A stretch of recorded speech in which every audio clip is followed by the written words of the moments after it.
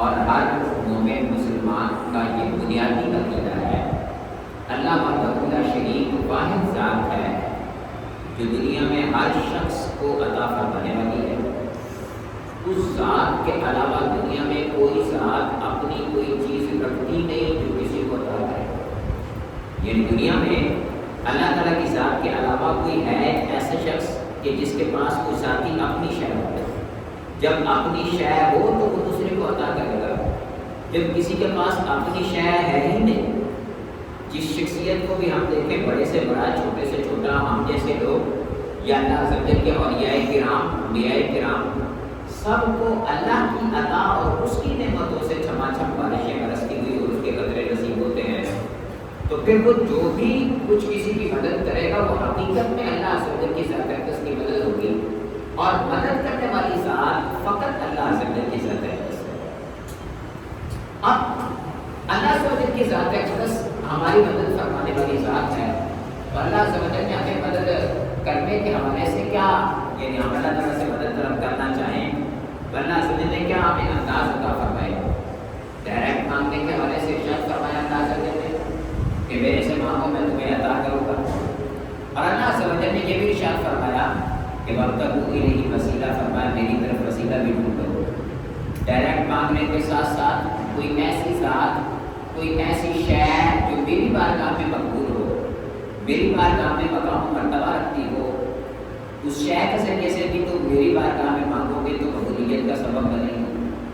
پھر اللہ عزوجل نے قرآن پاک کی جو میں نے آیت کریمہ کا جز آپ کی بارگاہ میں عرض کیا ہے، یہ سورہ بقرہ میں پہلا رکوع ختم ہو رہا ہے. یہاں پر اللہ تعالیٰ نے ارشاد فرمایا وَاسْتَعِینُوا بِالصَّبْرِ وَالصَّلَاةِ، فرمایا نماز اور روزے کے ذریعے سے میری مدد طلب کرو. یعنی نماز پڑھ کے میری مدد طلب کرو، روزہ رکھ کے میری مدد طلب کرو. بالصبر، صبر میں بعض مفسرین کرام نے فرمایا صبر سے مراد روزہ ہے، لیکن مطلق ہم صبر کو بات کر لیں تو صبر ایک نیکی ہے. یعنی کہنے کا مطلب یہ ہے کہ اللہ عزوجل فرما رہا ہے کہ صبر کر کے، نیکی کر کے، نماز پڑھ کے، ذکر و اذکار کر کے، میری بارگاہ میں عبادت کر کے تم میرے سے مدد طلب کرو. پھر اللہ عزوجل نے ہمیں یوں بھی دکھایا کہ میں اپنے بزرگوں کو اپنی بارگاہ میں کیا مقام و مرتبہ دیتا ہوں. قیامت کا دن ہے، اور قیامت کے دن کے حوالے سے اللہ عزوجل نے نبی پاک صلی اللہ علیہ وسلم نے حدیث کریمہ میں اس کی تفصیل بیان فرمائی. رسول پاک صلی اللہ علیہ وسلم نے فرمایا کہ قیامت کا دن ہوگا تو 50,000 سال کا دن ہوگا.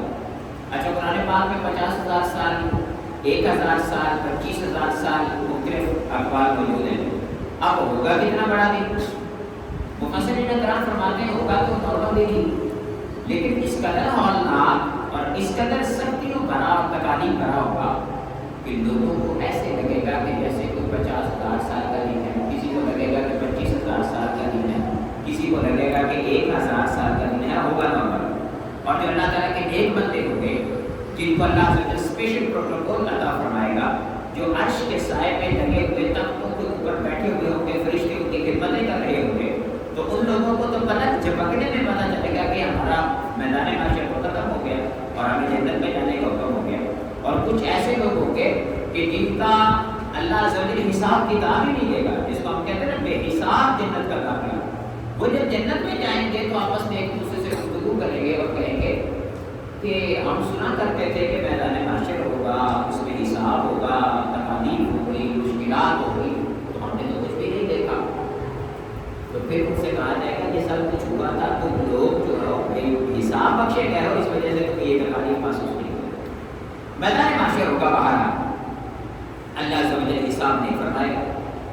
اور اللہ عزوجل کا غضب، اللہ عزوجل کے غضب، ایک غضب اللہ عزوجل کی ایک صفت ہے. اللہ تعالیٰ کا غضب اس دن کھل کر، اور عام بندوں میں سے کوئی بندہ بھی اللہ تعالیٰ کی بارگاہ میں عرض و گزارش کرنے کی ضرورت نہیں کرے گا کہ کیسے ہم اللہ تعالیٰ کی بارگاہ میں عرض کریں گے یا اللہ حساب نہیں کرتا. آدھا دن گزر جائے گا اور لوگ کسی کیفیت میں ہوں گے اور بڑی تکلیف میں. فرمایا کہ بندے اپنے جسم سے بہنے والے پسینے کے اندر ڈبکیاں تک کھا رہے ہوں گے، بڑی تکلیف میں ہوں گے. سارے لوگ آپس میں مشورہ کریں گے اور کہیں گے کہ کیوں نہ ہو کہ ہم کسی اللہ تعالیٰ کے بزرگ بندے کی بارگاہ میں جاتے ہیں، ان سے کہتے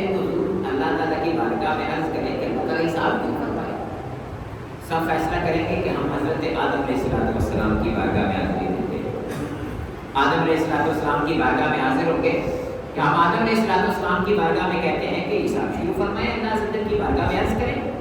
آدم علیہ السلام کی بارگاہ میں جائیں گے تو آدم علیہ السلام فرمائیں گے ٹھیک ہے میں اللہ عزوجل کا نبی ہوں, ابو البشر, تمام کائنات کا میں باپ ہوں, لیکن جس غضب کے ساتھ اللہ عزوجل کی ساتھ آج ہے ہم نے کبھی نہیں دیکھا. تو مجھے تو ڈر لگتا ہے بارگاہ رب العزت میں جانے سے, خاصا میں تو نہیں کھڑا, آپ کسی اور کے پاس چلے گئے. تمام دنیا سارے مومن کافر سارے, اب یہاں بھی تخصیص نہیں کہ مومن ہوتے یہ کافر نہیں, سارے اکٹھے ہو کے حضرت علیہ السلام کی بارگاہ میں عرض کریں گے.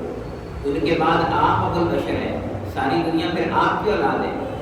اللہ تعالیٰ کی بارگاہ میں عرض کریں, فرمائیں گے نہیں, آج جو میں غضب دیکھ رہا ہوں اللہ عزوجل کا ویسا میں نے کبھی نہیں دیکھا, کسی اور کے پاس نہیں. بارگاہ سیدنا ابراہیم علیہ السلام, ابراہیم علیہ السلام کے بعد جتنے بھی انبیاء آئے ہیں سب آپ کی اولاد سے ہیں. آپ کی بارگاہ میں عرض کریں کہ آپ تو کلیم اللہ ہیں. بارگاہ رب العزت میں عرض فرمائیں کہ اللہ تعالیٰ حساب شروع فرمائیں. آپ فرمائیں گے نہیں, کسی اور کے پاس نہیں. حضرت سیدنا ابراہیم علیہ السلام سے چلتے موسیٰ علیہ السلام کی بارگاہ میں. موسیٰ علیہ السلام میں پہلی کتاب نازل ہوئی, کوئی آسمانی کتاب نازل ہوئی تو پہلی کتاب حضرت موسیٰ علیہ السلام پر نازل ہوئی. بارگاہ موسیٰ علیہ السلام نے عرض کریں کہ آپ فرمائیں کہ میں نے بڑا کلام کیا اللہ تعالیٰ کی طرف سے, مجھے کریم اللہ کے لقب سے نوازا گیا, لیکن بارگاہ رب العزت میں آج کے دن جو اللہ عزوجل نے غضب فرمایا ہے نا, آج میں بھی نہیں جا سکتا, کسی اور کے پاس جا سکتا. سارے لوگ حضرت سیدنا عیسیٰ علیہ السلام کی بارگاہ میں آئیں گے. عیسیٰ علیہ السلام کی بارگاہ میں آ کے عرض کریں گے کہ حضور آپ اللہ تعالیٰ کی بارگاہ میں فرمائیں اور عرض و گزارش کریں اللہ تعالیٰ حساب فرمائے. لوگ تکلیف میں ہیں, مشکل میں ہیں, سارے انبیاء کرام سے گھوم کے آپ کے بارگاہ میں آئے ہیں. آپ اس قدر اللہ تعالیٰ کی بارگاہ میں مقبول کہ آپ کو پگوڑے کے اندر بچپنے میں آپ کو اللہ تعالیٰ نے کتاب عطا فرما دی, اور آپ اللہ تعالیٰ کی بارگاہ میں اس قدر مقبول ہیں کہ حضرت جبرائیل علیہ السلام جب تک آپ رہے ہیں آپ کی حفاظت پر مقرر رہے. اللہ تعالیٰ کی بارگاہ میں عرض کریں, حضرت سیدنا عیسیٰ علیہ السلام فرمائیں گے میں تو نہیں جا سکتا, اللہ تعالیٰ کی بارگاہ کا غضب بہت ہے آج, میں ڈرتا ہوں اللہ عزوجل کی ذات اقدس سے.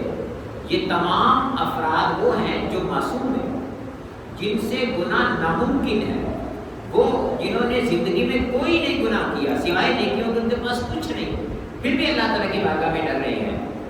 وہ کہیں گے میں یہ تو نہیں کہوں گا کہ کسی اور کے پاس چلے جاؤ, لیکن میں تمہیں یہ کہوں گا کہ تم محمد رسول اللہ صلی اللہ علیہ وسلم کی بارگاہ میں جاؤ.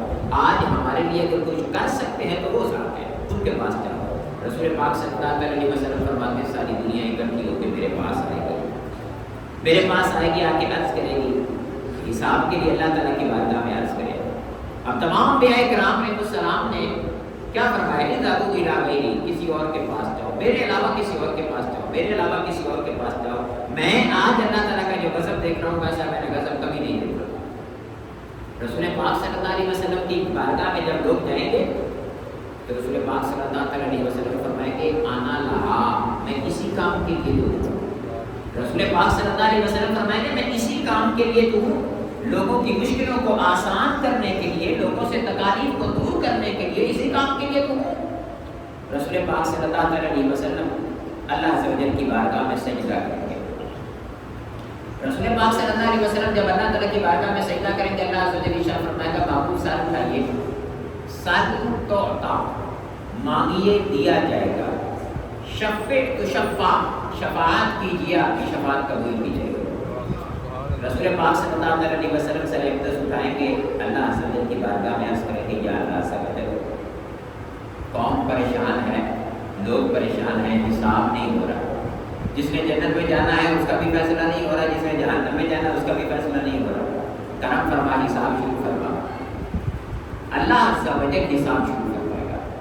اب جب حساب شروع فرمائے گا تو جہنمی بھلے جہنم میں جانے والے ہیں, جنتی بھلے جنت میں جانے والے ہیں, لیکن یہ جو مصیبت اور انتظار کا تکلیف, ایک انتظار کی تکلیف ایک معنی رکھتی ہے.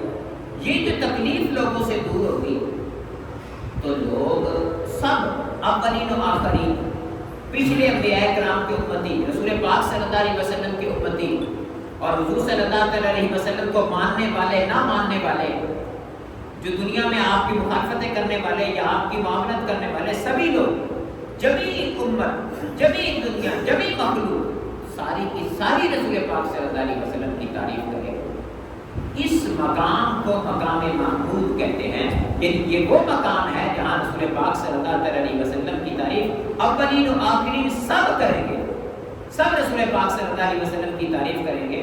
تو جب رسول پاک صلی اللہ علیہ وسلم کی تعریف کریں گے سارے کے سارے لوگ، تو وہ مقام جس مقام پہ محمود یعنی تعریف کی جائے گی، اس مقام کو اسی وجہ سے مقام محمود کہتے ہیں۔ ہم اذان کے بعد دعا مانگتے ہیں اور رسول پاک صلی اللہ علیہ وسلم کے لیے مقام محمود کی جو ہم دعا مانگتے ہیں یہ وہی مقام محمود ہے۔ اور رسول پاک صلی اللہ علیہ وسلم نے اس دعا کی بھی فضیلت ارشاد فرمائی، فرمایا تم اذان سنو، اذان سننے کے بعد درود پاک پڑھو مجھ پر، اور مجھ پر درود پاک پڑھنے کے بعد اگر تم یہ وسیلے والی دعا مانگو تو میری شفاعت تمہارے لیے واجب ہو جائے گی۔ اس کی فضیلت ہے کہ رسول پاک صلی اللہ علیہ وسلم کے لیے دعا کریں۔ تو میری گفتگو کا آپ اگر دیکھیں تو نچوڑ یہ بنتا ہے کہ اللہ عز و جل کی ذات اقدس کی بارگاہ میں ہم اللہ تعالیٰ کی ذات اقدس سے نعمتوں کے حصول کے لیے دعا کریں۔ یہ بھی اللہ عز و جل نے ہمیں تربیت فرمائی ہے۔ اللہ عز و جل نے یہ بھی تربیت ارشاد فرمائی کہ میری بارگاہ میں تم کو وسیلہ لے کے آؤ، اور وسیلے کو مطلق رکھا کس چیز کا وسیلہ کا تو نظر سے، لیکن اللہ کی ذات کے علاوہ کسی اور کا وسیلہ۔ پھر خود قرآن پاک میں اللہ عز و جل نے ارشاد فرمایا فاستعینوا بالصبر والصلاۃ، فرمایا صبر کے ذریعے سے میری مدد طلب کرو، نماز کے ذریعے سے میری مدد طلب کرو۔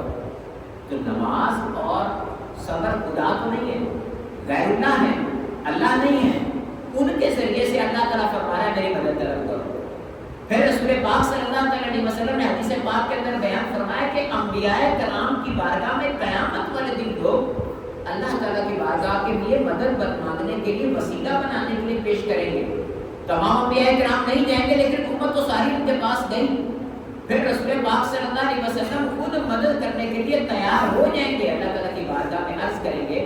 تو قیامت کا حساب کتاب کا آغاز ہی یعنی کسی کا جنت میں جانا یا جہنمی کا جہنم میں جانا وہ بوسیلہ مصطفیٰ صلی اللہ علیہ وسلم ہوگا، اس سے پہلے نہ ہوگا۔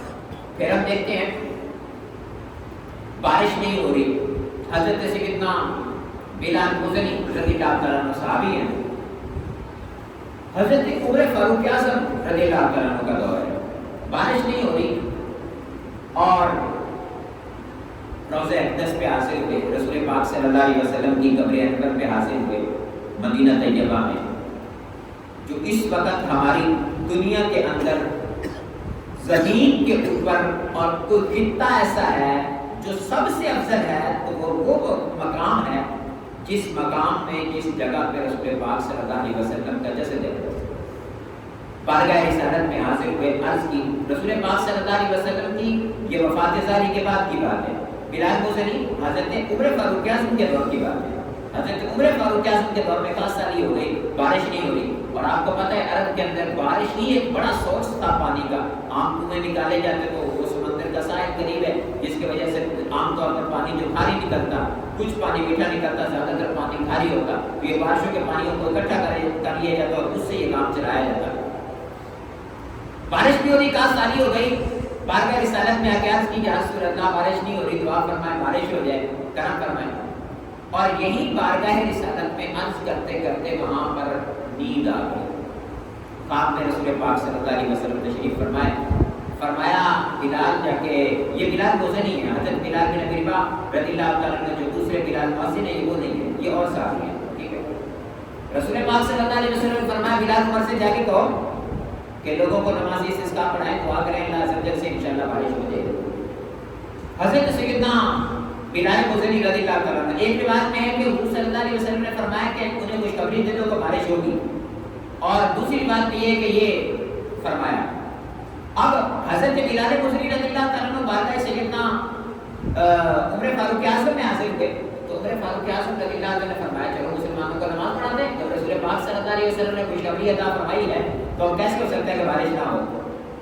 آپ مسجد مدینہ طیبہ کے اندر آپ تشریف لے کے جائیں تو مسجد نبوی سے جو 7-8 نمبر گیٹ ہے کھولنے والا، یہاں گیٹ سے آپ باہر نکلیں تو یہاں روڈ جا رہا ہے، شارع عروہ بن مسعود ہے، عروہ بن زبیر رضی اللہ عنہ، اس روڈ پہ آپ جائیں تو آگے ترکیوں کے دور کا اسٹیشن بنا ہوا ہے، اس اسٹیشن کے باہر کھڑے ہو کے روڈ پہ آپ دیکھیں گے تو ترکیوں کے اسٹیشن کے اندر والی سائڈ پہ سفید رنگ کے 3 گنبدوں والی مسجد، چھوٹی سی مسجد نظر آئے گی. اس مسجد کو مسجد سقایا کہتے ہیں. یہ پہلے کھلی ہوئی تھی، لوگ جاتے تھے زیارت کرتے ہیں اس مسجد کی. اب وہ بند ہے، باؤنڈری کے اندر ہے، وہاں جانے کا رستہ نہیں ہے. اس مسجد والے مقام پر حضرت عمر فاروق اعظم نے مدینہ کے لوگوں کو اکٹھا فرمایا اور وہاں پر نماز استسقاء پڑھائی.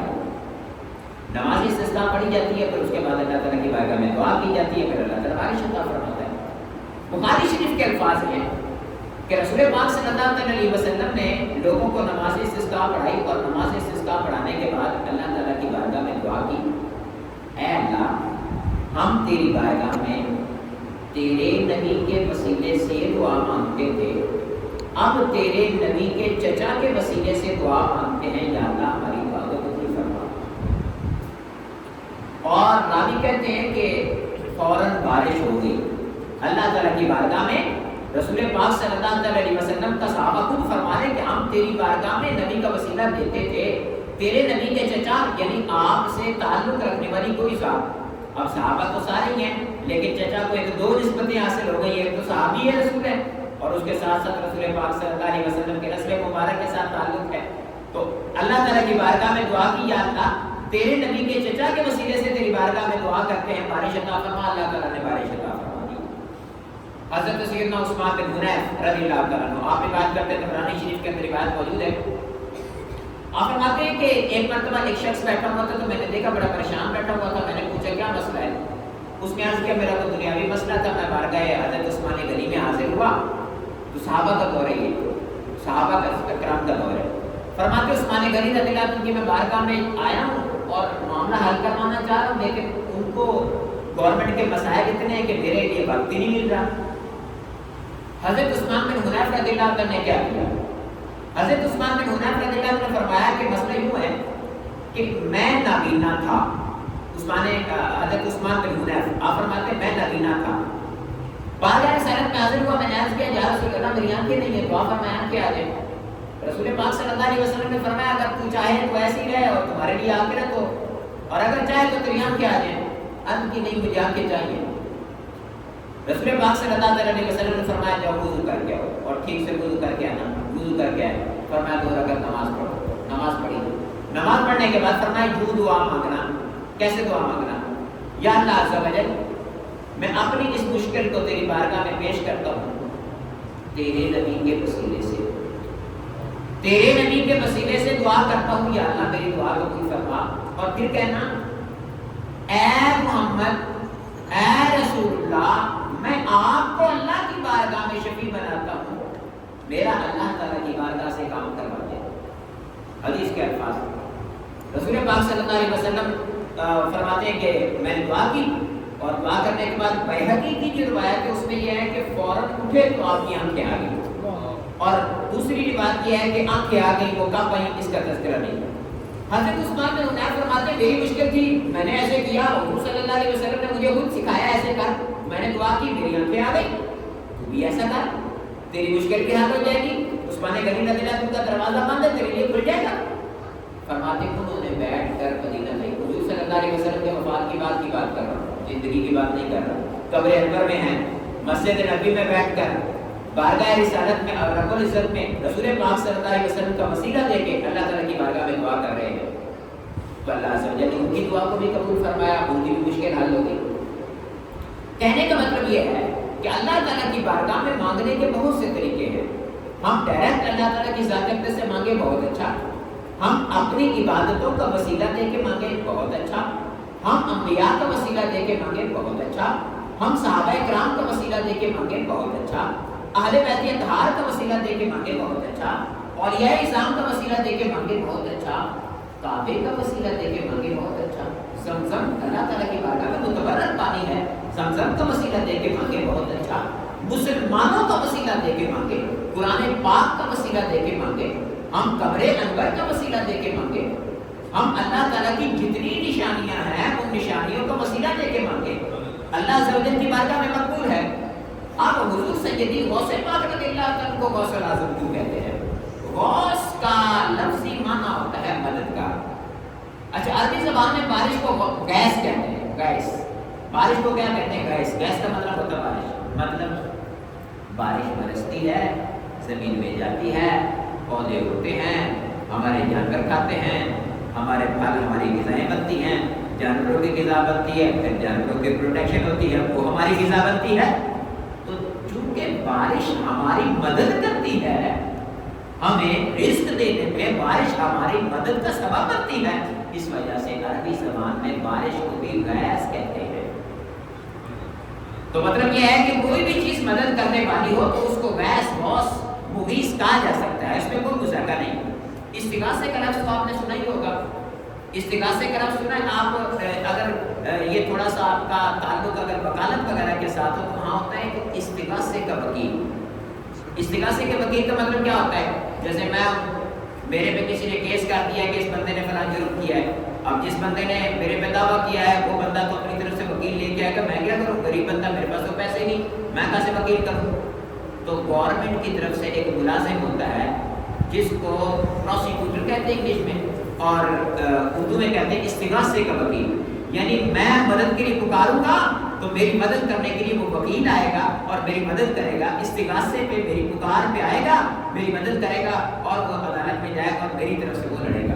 وہ گورنمنٹ کا وکیل ہوتا ہے, گورنمنٹ اسے تنخواہ دیتی ہے, مجھے اس کو کچھ دینے کی ضرورت نہیں ہوتی. وہ الگ بات ہے کہ لوگوں کو استغاثے کا وکیل بھی ہم سے بہت کچھ بٹور لیتے ہیں, ٹھیک ہے, مختلف بہانوں سے, لیکن بہرحال گورنمنٹ کا سسٹم یہ ہے, ٹھیک ہے. اب استغاثے کا وکیل کیا کرتا ہے؟ مدد کرتا ہے, ٹھیک ہے. اسی طرح سے سیدی غوث پاک رضی اللہ تعالیٰ عنہ کی زندگی کے واقعات بھرے پڑے ہیں. آپ نے اپنی زندگی کے اندر بھی اور اپنی زندگی کے بعد بھی بہت سارے لوگوں کی مدد کی, اور بعض لوگوں کو اس چیز سے بھی مسئلہ ہو جاتا ہے غوث پاک رضی اللہ تعالیٰ عنہ مدد کیسے کر سکتے ہیں؟ جیسے اللہ سے کے اولیاء کرام کر سکتے ہیں, جیسے اللہ سے کے اولیاء کرام کر سکتے ہیں, جیسے صحابہ کرتے رہے مدد, جیسے حضرت سیدنا عمر فاروق اعظم رضی اللہ تعالیٰ کی بارگاہ میں اب حضرت بلال مجری رضی اللہ تعالیٰ بارگاہ رسالت میں حاضر ہوئے, ڈائریکٹ اللہ تعالیٰ سے نہیں مانگا, تو بارگاہ رسالت میں حاضر ہونا ٹھیک ہے, ان کو وسیلہ بنانا ٹھیک ہے. حضرت عمر فاروق اعظم کھڑے ہوئے تو وہ جا کے حضرت عباس کو وسیلہ بنا رہے ہیں, تو مطلب ہے غیر اللہ کو وسیلہ بنانا ٹھیک ہے. پھر اللہ تعالیٰ نے خود قرآن پاک میں فرمایا نماز سے وسیلہ بناؤ, نماز کو وسیلہ بناؤ میری بارگاہ میں, صبر کو وسیلہ بناؤ, یہ غیر اللہ کو وسیلہ بناؤ. خود اللہ تعالیٰ حکم ارشاد فرما رہا ہے. اللہ عز و جل نے اپنے بزرگان دین بندوں کو وسیلہ بنانے کا حکم ارشاد فرمایا. حضرت سیدنا عمر بن عاص رضی اللہ تعالیٰ آپ گورنر بنے مصر کے, مصر فتح کیا گورنر بنے, تب پتہ چلا دریائے نیل جو ہے, اس دریائے نیل میں ہر سال ایک جوان لڑکی کو ذبح کر کے ڈالتے ہیں تو دریائے نیل چلتا اور چلتا نہیں, بند ہو جاتا ہے. حضرت سیدنا عمر بن عاص رضی اللہ تعالیٰ آپ کو کیا چاہیے تھا؟ اللہ تعالیٰ کی بارگاہ میں دعا کرتے ہیں, یا اللہ یہ تو عجیب سسٹم ہے یہاں پر, اب ہم کیا کریں یہاں پہ, میں کیا کروں؟ نہیں, آپ نے ایسا نہیں کیا. آپ نے عمر فاروق اعظم کو خط لکھ دیا, حضور یہاں پہ یہ معاملہ ہے, کیا کرنا چاہیے؟ عمر فاروق اعظم رضی اللہ عنہ نے یہ نہیں کہا, آپ نے یہ نہیں کہا کہ عمر کیا ہو گیا تمہیں, تم میرے سے مانگ رہے ہو, تمہیں تو اللہ سے مانگنا چاہیے. نہیں, آپ نے فرمایا یہ میرا خط لے جاؤ, دریا کو دے دینا, خط لے جاؤ, دریا کو دے دینا. پتہ چلا عمر کی حکومت انسانوں پر نہیں, غیر جاندار چیزوں پر بھی تھی, زمین پر بھی تھی, پانی پر بھی تھی. پانی کو جو کہتے کو مانتا, زمین کو وہ خط دیا تو خط سے جو ہے وہ دریا چلنے لگا. پوچھو اس کو کیا لکھا تھا؟ فرما میں نے یہ لکھا تھا کہ تم اگر اپنے خود کو خود چلتا ہے تو تیری ابھی ضرورت نہیں, اور اگر اللہ کو حکم سے چلتا ہے تو کیا ہوگا کیوں ہوا, تو فرماتے چلے گا. ایک مرتبہ مدینہ طیبہ میں زلزلہ آ گیا, لوگ دوڑے دوڑے عمر فاروق اعظم کی بارگاہ میں آئے. تربیت نبی کا انداز دیکھیں, اللہ تعالیٰ سے مانگ سکتے تھے لیکن ہمیں بتانے کے لیے کہ ان بزرگان دین کے پاس جانا یہ صحابہ کا طریقہ ہے. بھاگے بھاگے حضرت سیدنا عمر فاروق اعظم کی بارگاہ حضور زلزلہ آ گیا. اب عمر نے یہ بھی فرمایا میں کیا کروں, زلزلہ آ گیا. آپ نے اپنا درہ پکڑا, زمین پر مارا اور فرمایا اخری رک جا, علامہ دل رہی, کیا میں نے تیرے پیدا نہیں کیا؟ عمر فاروق اعظم زمین کو تم نے فرمایا رک جا, کیا میں نے تیرے پیدا نہیں کیا؟ زمین رک گئی. وہ دن آج کا دن مدینہ طیبہ میں کبھی زلزلہ نہیں آیا, عمر کا گھوڑا لگا ہوا ہے. یہ تو عمر فاروق اعظم ہیں, ان کی کرامات ہیں. مدینہ طیبہ میں ممبر پہ کھڑے ہو کر خطبہ دے رہے ہیں، فوج کو بھیجا ہوا ہے دور کئی ہزار کلومیٹر دور، ساریہ ان کا سربراہ جیش بنا کے بھیجا ہے، لشکر کا سربراہ بنا کے بھیجا ہے، یہاں سے فرما رہے ہیں ساریہ الى الجبل، ساریہ پہاڑ کی طرف دیکھ، پہاڑ کے پیچھے سے فوج آنے لگی، اللہ انہیں مدد کرے۔ یہاں کھڑے وہ جنگ کا منظر بھی دیکھ رہے ہیں اور اتنے ہزاروں کلومیٹر دور ان کو فرما بھی رہے ہیں۔ جنگ ہو گئی، ختم ہو گئی، واپس آ گئے صحابہ کرام، لوگوں نے پوچھا حضرت عمر فاروق اعظم نے یہاں سے آواز تمہیں دی تھی، تمہیں پتا چلا کیا کہہ رہے تھے؟ فرماتے مجھے ایسے لگا کہ جیسے میرے ساتھ کھڑے ہیں اور مجھے فرما رہے ساریہ پہاڑ کی طرف دیکھ، اور میں نے دیکھا تو واقعتاً پہاڑ کی طرف سے مجھ پہ پیچھے سے حملہ ہونے والا تھا اور مجھے حضرت عمر فاروق اعظم نے بچایا۔ مدد نہیں ہے، حضرت عمر فاروق اعظم مسجد نبی میں کھڑے ہو کے پکار رہے ہیں، مدد فرما رہے ہیں۔ تو اللہ تعالیٰ کے اولیاء ہوں یا انبیاء ہوں یا اللہ تعالیٰ کی بزرگ چیزیں ہوں، یہ تمام چیزیں ہماری مدد فرماتی ہیں۔ صحابہ کرام بارگاہ رسالت میں حاصل رات لیٹ ہو گئی، مسجد نبی سے جانے لگے تو اندھیرا ہے، کیا کرے، بارش ہو گئی۔ رسول پاک صلی اللہ علیہ وسلم فرمایا لاٹھی لاؤ، لاٹھی لے کے آپ نے ہاتھ میرا روشن ہو گئی، چمکنے لگ گئی۔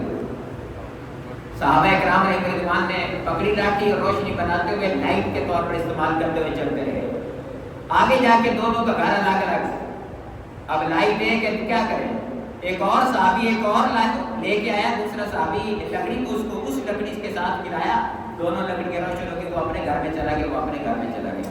رسول پاک صلی اللہ علیہ وسلم تو صحابہ کی کیسے مدد کیا کرتے تھے؟ رسول پاک صلی اللہ علیہ وسلم نے ساری زندگی صحابہ کرام علیہ رضوان کی مدد فرمائی، لیکن یاد رکھیے گا دنیا کی کوئی طاقت، انبیاء کرام ہوں، اولیاء نظام ہوں یا خود رسول پاک صلی اللہ علیہ وسلم، ہم اہل سنت اہل حق کا عقیدہ ہے اللہ وحدہ لا شریک فقط وہ مدد کر سکتا ہے اور اس کی عطا سے یہ تمام بزرگان دین مدد کر سکتے ہیں۔ جب اللہ تعالیٰ چاہتا ہے تو یہ لوگوں کی مدد کرتے ہیں، جب وہ نہیں چاہتا تو یہ مدد نہیں فرماتے۔ یاد رکھیے گا جب وہ چاہتا ہے تو یہ مدد کرتے ہیں، وہ نہ چاہے تو پھر یہ لوگ ہماری مدد نہیں کرتے۔ بعض اوقات ایسا ہوتا ہے نعوذ باللہ، بعض بد زبان ہوتے ہیں، بس جو منہ میں آیا بک دیا۔ کبھی کوئی زلزلہ آ جائے گا نا، کوئی مسجد گر گئی، کوئی مزار گر گیا، جی کہتے ہیں یہ بزرگ تمہاری مدد کرتے ہیں، اپنا مزار تو بچا نہیں سکے تو مدد کہاں سے کرتے ہیں؟ آپ کو پتہ ہے کعبۃ اللہ شریف پہ ابرہہ نے حملہ کیا، یاد ہے نا واقعہ، مشہور واقعہ سورہ فیل کے اندر موجود ہے۔ اللہ عز و جل نے ابابیل بھیجے، ابرہہ کی ساری فوج کو ختم کر دیا، ختم کر دیا۔ کعبۃ اللہ شریف پہ یزید نے حملہ کیا، کعبۃ اللہ شریف پہ یزید نے حملہ کیا، منجنیق کے ذریعے سے پتھر مارے، اتنے پتھر مارے، مطاف جہاں لوگ طواف کرتے ہیں یہ ساری جگہ ان پتھروں سے بھر گئی، اور پتھر کعبے کی دیوار کے ساتھ ٹکرائے، پتھر سے پتھر ٹکرانے کی وجہ سے کعبے کے غلاف کو آگ لگ گئی، کعبے کا غلاف جل گیا، کعبے کا غلاف جلنے کے ساتھ ساتھ کعبے کی چھت جل گئی، کعبے کی چھت میں حضرت سیدنا اسماعیل علیہ السلام کے فدیے میں آیا ہوا وہ مینڈا تھا جس کو آپ کے فدیے میں ذبح کیا گیا، اس کے سینگ تھے کعبے کی چھت میں، وہ سینگ بھی جل گئے۔ اللہ تعالیٰ نے مدد نازل نہیں فرمائی۔ اب کیا ہم اللہ تعالیٰ کے ساتھ پر بھی اعتراض کریں کہ اپنا گھر تو بچا نہیں سکا، ہمارا کیا گھر بچائے گا؟ جب اللہ چاہتا ہے وہ مدد فرماتا ہے۔ اپنی چیز کی حفاظت کرنی ہو تو تب بھی جب اللہ چاہے گا تو مدد فرمائے گا، اولیاء کرام کے ذریعے سے مدد کروانی ہو تو بھی اللہ چاہے گا تو مدد ہوگی، انبیاء کرام کے ذریعے سے بھی مدد ہونی ہوگی تو اللہ چاہے گا تو مدد ہوگی۔ تو کسی جگہ پہ میرا رب چاہتا ہے تو ہم سب کی مدد ہوتی ہے، نہیں چاہتا تو نہیں ہوتی۔ یاد رکھیں ہم جس محلے میں موجود ہے، جس علاقے میں موجود ہے، لاہور میں ہم موجود ہیں، کتنے گناہ ہوتے ہوں گے دن بھر، کبھی ہم پہ عذاب آئے تو ہم قسم ہو گئے سارے کے سارے، تباہ ہو گئے، چلے بقیہ چھوڑے عذاب چھوڑے، ہمیں کھانا نہ ملا اور روٹی نہ ملی، ہوتا ہے سب؟ نہیں ہوتا۔ کیوں نہیں ہوتا؟ رسول پاک صلی اللہ علیہ وسلم نے فرمایا یا اللہ جب تک میں ان میں موجود ہوں ان کو عذاب نہیں دینا۔ قرآن پاک کی آیت کو نازل فرما کے رسول پاک صلی اللہ علیہ وسلم کی آیت صلی اللہ علیہ وسلم نے بتائی معبود جب تک آپ یہاں پر موجود ہیں میں ان پہ عذاب نازل نہیں کروں۔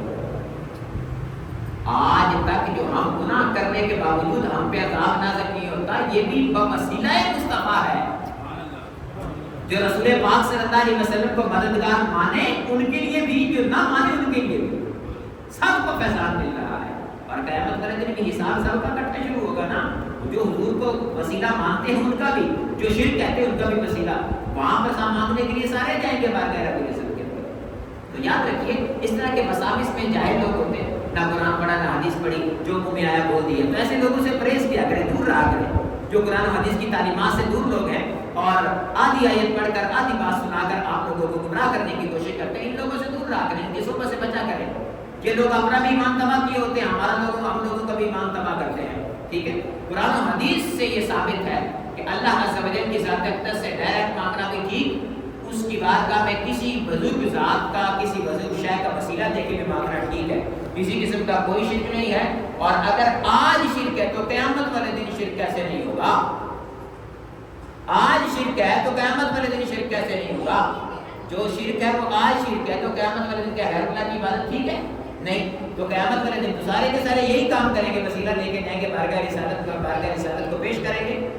تو مطلب یہ ہوا کہ سیدی غوث پاک رضی اللہ تعالیٰ عنہ یا اولیاء کرام میں سے کسی کو وسیلہ دینا چاہیں. اب غوث پاک غوث تو ہوئے، مددگار تو ہیں، لیکن آدم کا کیا مطلب؟ سب سے بڑے مددگار. جب غوث پاک رضی اللہ تعالیٰ عنہ تمام اولیاء کے سردار ہیں، اولیاء اللہ کی عطا سے ہماری مدد فرماتے ہیں، تو غوث پاک سب سے بڑے ولی ہوئے تو سب سے بڑے مددگار بھی ہوئے. اسی وجہ سے ہم سیدی غوث پاک رضی اللہ عنہ کو غوث الاعظم کہتے ہیں کہ سب سے بڑے مددگار. لیکن یہ یاد رکھیے گا اولیاء کرام، صحابہ کرام، تابعین اعظام یہ سب اللہ تعالیٰ کے ولی ہیں، لیکن صحابہ کے مرتبے کو دنیا میں کوئی نہیں پہنچ سکتا. کتنا بڑے سے بڑا ولی کیوں نہ ہو، وہ صحابہ کرام کے مرتبے کو نہیں پہنچ سکتا. رہے تابعین اعظام، وہ صحابہ کے مرتبے کو تو نہیں پہنچ سکتے، لیکن تابعین کرام کے علاوہ جو اولیاء کرام ہیں وہ تابعین کرام کے مرتبے کو بھی نہیں پہنچ سکتے. ان کا مقام و مرتبہ جدا، جن کی فضیلت اللہ تعالیٰ نے قرآن پاک کے اندر بیان فرمائی، تو ان کے مرتبے کو کوئی نہیں پہنچ سکتا. تابعین کرام کے بعد جتنے بھی اللہ عز و جل نے دنیا کے اندر اولیاء بھیجے ہیں، اب اولیاء کرام میں سے سب سے افضل و اعلیٰ اور سب سے بڑے مرتبے والی ذات پاک حضور سیدی غوث پاک رضی اللہ تعالیٰ عنہ ہیں، جن کے عرص مبارک کے سلسلے میں ہم آج ان کی گیارہویں شریف منا رہے ہیں. ان کی ذات اقدس ہے، اسی وجہ سے ہم ان کو غوث الاعظم بھی کہتے ہیں، ان کو غوث الثقلین بھی کہا جاتا ہے. یعنی ثقلین کہتے ہیں، قرآن پاک میں بھی ثقلین کا لفظ استعمال ہوا سورہ رحمان میں. مطلب دنیا میں جن اور انسان یہ دونوں کو ملا کے ثقلین کہا جاتا ہے.